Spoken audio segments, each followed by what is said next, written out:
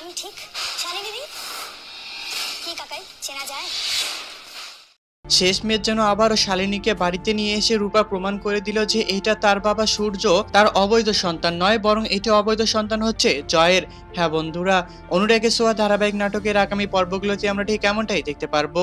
আর আপনারা যদি আমাদের চ্যানেলে নতুন হয়ে থাকেন তাহলে চ্যানেলটিকে অবশ্যই একটি সাবস্ক্রাইব করে দিবেন।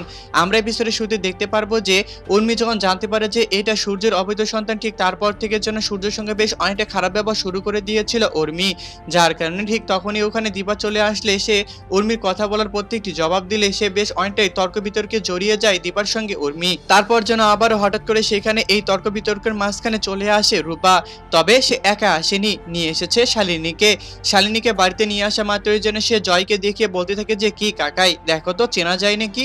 ঠিক তখনই কিন্তু আবারও সবার সামনে এসে শালিনী প্রমাণ করে দিল যে এটা সূর্যের অবৈধ সন্তান নয়, বরং এটা জয়ের অবৈধ সন্তান। হ্যাঁ বন্ধুরা, অনুরাগের ছোঁয়া ধারাবাহিক নাটকের আগামী পর্বগুলোতে আমরা ঠিক কেমনটাই দেখতে পারবো।